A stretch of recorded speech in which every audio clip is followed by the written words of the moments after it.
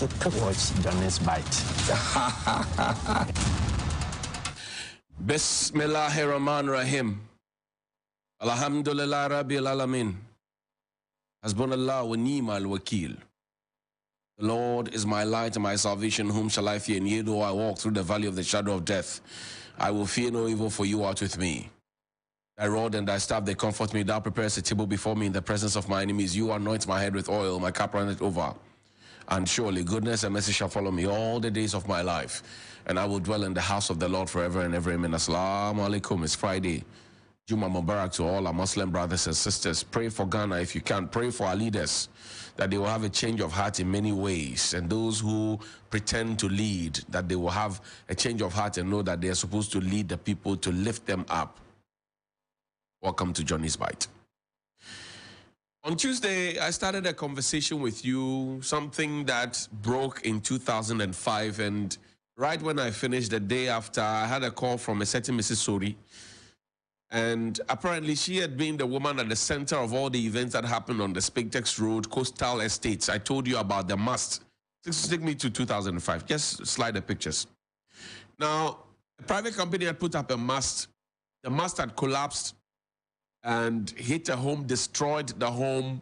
And then the parent or the mother of the two boys at the time was hit heavily. And then one of the boys died instantly. The other young man suffered memory loss and was traumatized, obviously, was in coma for a long time, I'm told.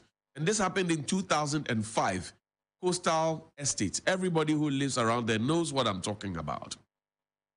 So when this matter came and looking at the kind of devastation that had happened there, the kind of emotional torture and trauma that had happened there, when the same company started mounting the mast again, they got worried. They got worried because people in those homes that were destroyed, or that home that was destroyed, and you can see the pictures, 2005, we had to dig into the archives to find this. In 2005, they still live in that trauma. And they were scared that the mast was being erected at the same point, at the same location, by the same people, just around the same time that the former one was erected, and which came to cause them a lot of pain and anguish. So they reached out to me, and I get a lot of these distress calls. And then I together with my team, we went to do a little digging, and that's how come we got to know that this happened in 2005. So fast forward, this was what has happened. And you see, there's even a pathway that had been, blocked by the mast and all of it. It was a painful experience, if you ask me. Very, very painful. We spoke about it on Tuesday. Thankfully, as of yesterday when I checked, according to the residents, the mast had been decommissioned because I invoked the powers of the MC, Anti Adukwe. I invoked the Bachona police, and then I also mentioned the EPA. I'm told that the EPA made a strong direction, give a strong direction that the mast should be decommissioned. So I want to thank the EPA, I want to thank the Assembly, and I want to thank the Bachona police. Please show me the success story. The mast that had been decommissioned. There's a small video clip. So even the vehicle, this vehicle that was destroyed, right? This vehicle that was destroyed, they didn't get the exact brand of vehicle or the exact, specification of the vehicle. I think they got about, what, 10,000 or at the time, 100,000 or so, because the redenomination had not happened at the time. So that would be a 10,000 series or something like that. And the mother and the boy spoke with me. The young man, I think now works at GPHA, right? And this was a very painful time. If the narrative that I'm getting, it was a very, very painful time. And it tells of how we suddenly forget things in this country. Because if something of this nature had happened, compensation had been wishy-washy according to the victims themselves. And the people within the vicinity were not too comfortable with it coming up. And they had to take the residents to be up in arms, really, with the people who were putting up the mast. So the question I asked was that, did monies exchange hands? Did monies exchange hands? Who gave the authorization? The people who gave the authorization, do they also live there? or they were just putting up these things. And this is just one of many. I showed you the other time something I saw at Mamprobi where an electric pole had been mounted and somebody had built a kiosk around it. And the people go there to go and check for legal connection and all of that. Play the video for me, the video of the mast being decommissioned. I'll speak over it. And so I saw that. So this is the mast. It has been decommissioned. Right? As of yesterday when we checked, it had been decommissioned because it used to be higher than this. It had been decommissioned. So I want to thank the EPA.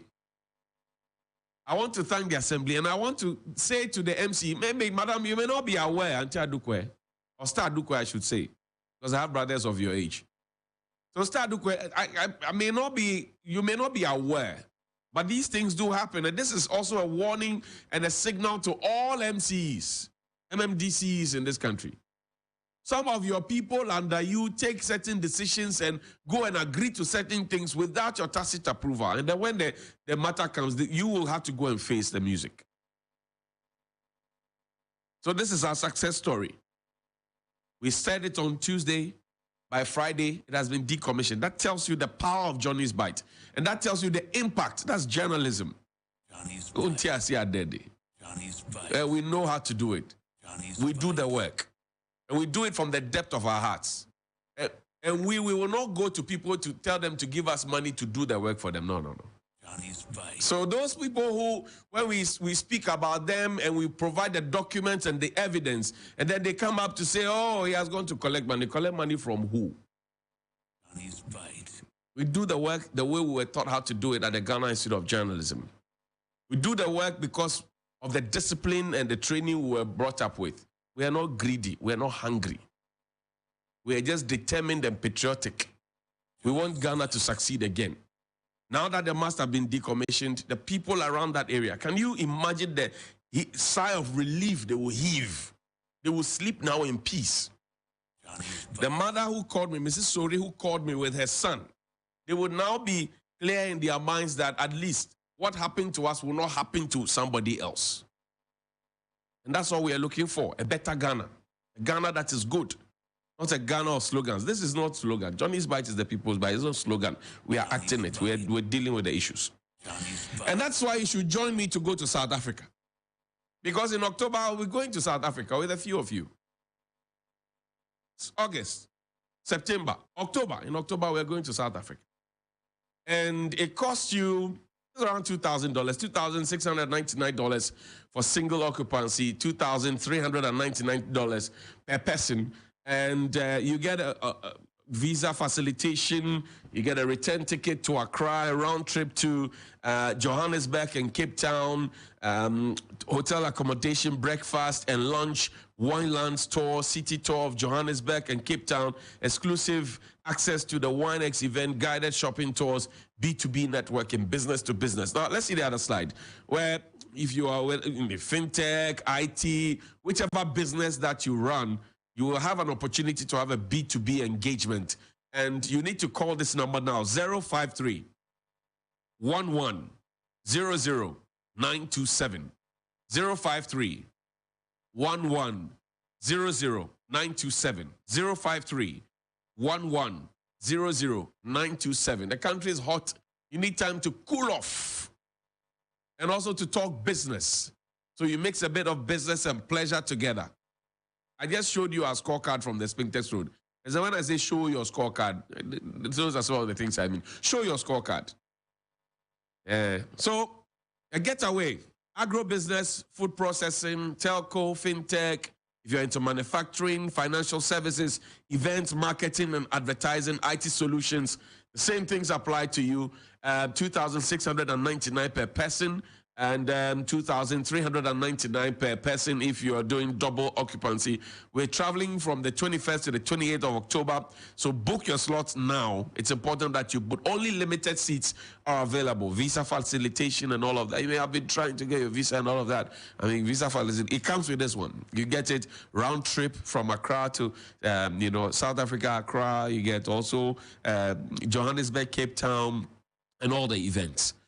Now, tomorrow will be a big day in the life of the New Patriotic Party.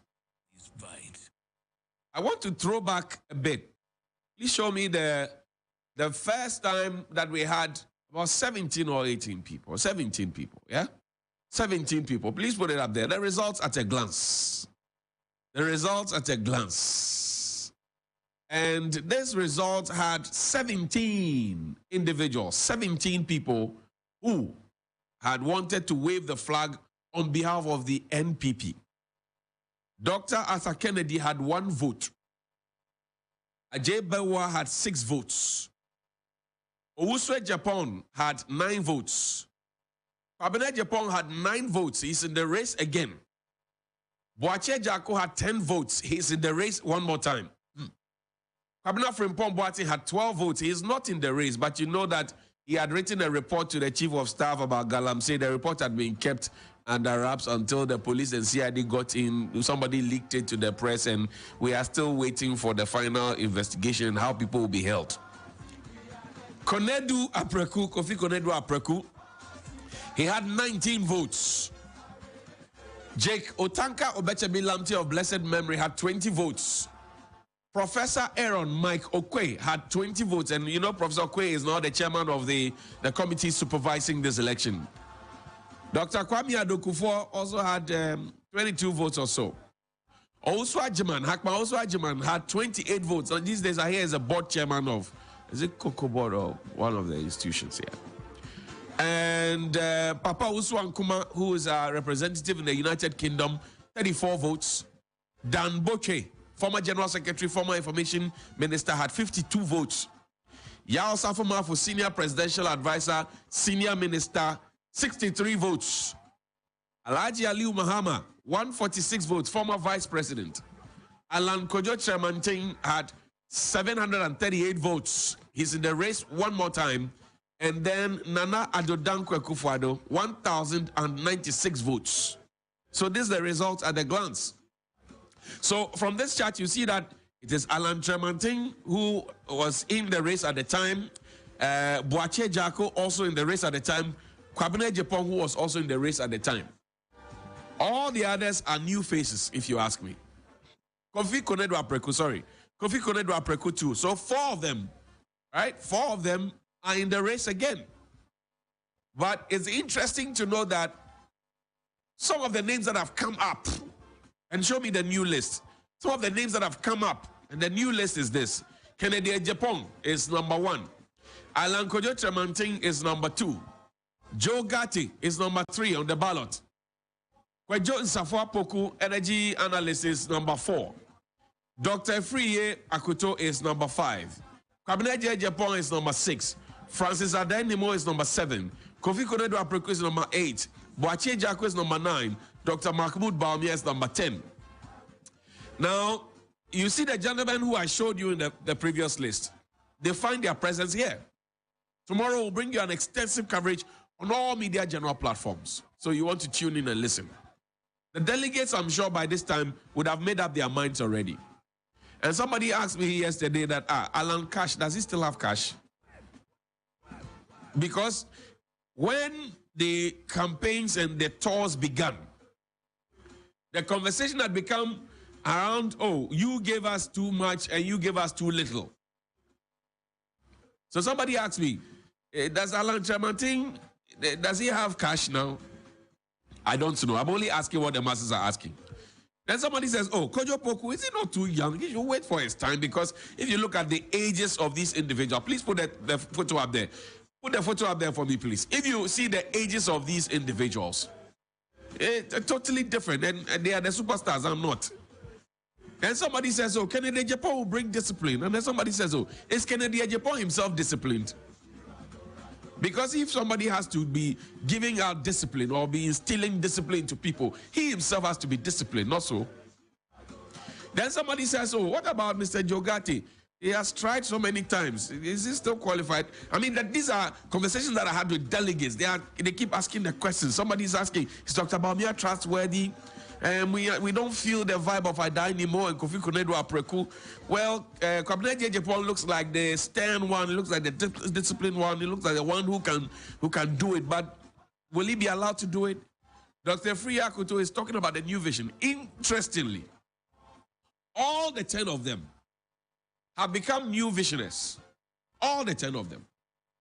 Now, all these 10 fine gentlemen were part of the people who preached change to us in our various constituencies on the various platforms. I won't take a single one of them out. All the 10 you see on your screen now, they were part of the people who preached change on the campaign platforms. They preached it in 2008, they preached it in 2012, they preached it in 2016, and then they preached it in 2020. In fact, in 2020, they said they were going to continue the good work. So now, when all of them come up and they say they are preaching change, you ask yourself whether the change that they preached in the past came or that the change did not come at all. And is it not interesting that they are preaching change? Because I raised something. The list of 17. Show me the list of 17. The list of 17 people who had come to want to replace John Agyekum Kufuor at the time, the gentle jag. All these 17 people said they were going to continue the work of John Agyekum Kufuor. They didn't say they had a separate vision from John Agyekum Kufuor. They said they were going to continue what John Agyekum Kufuor had done. Listen carefully. They said they were going to continue with the legacy of John Agyekum Kufuor. But the 10, show me the picture of the 10. The 10 are not saying that they are going to continue the vision. The 10 are saying, we have a new vision. So, can we say, from a layman's point of view, that the 17, which included President Akufo-Addo, which included Kwabena J.J. which included Joe Garte, which included Kofi Konadu-Apreko, which included Boakye Jaku, can we say that those people at the time felt comfortable associating with the successes and the legacy of John Agyekum Kufuor and do not feel same trying to associate with the legacy, if any, of Nana Addo Dankwa Akufo-Addo? Because Nana Addo's own vice president, Dr. Mahmoud Bawumia, is saying that he has a new vision. And the question a senior citizen asked me was that, but if you have a new vision, you were brought in from the Bank of Ghana to come and assist the man to come and work, and you have a new vision, why are you not giving him that new vision at this time or in this time of difficulty so that he can use the new vision to transform things? And until recently, Alan Tremantin was a cabinet minister. Until recently, Dr. Osefri Yakutu was a cabinet minister. Until recently. Not so long ago, Kwabena J.J. was general secretary of the party until he was kicked out with Paula Foko and Sami Crab for speaking the truth. So the question is that these gentlemen have new vision, but they were all part of the people who preach change to us. What happened to the change? Did the change ever come? And of the 10 of them, who would the delegates choose? Because now they had to trim the number down to 5. The list I showed you earlier, they had to choose 1. But this one, they had to trim the number down to 5. And then by November 4, we'll see who emerges victorious.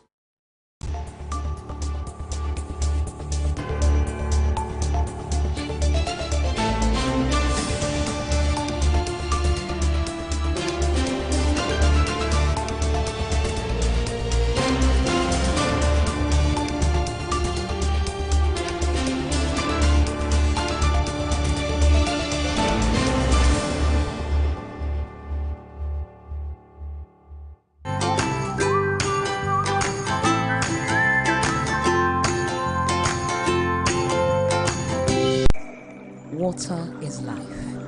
Water gives life. Water moves through nature in a never-ending cycle. Observe the beauty of water as it flows all around us, refreshing and restoring. Gaze in wonder at the stillness and beauty of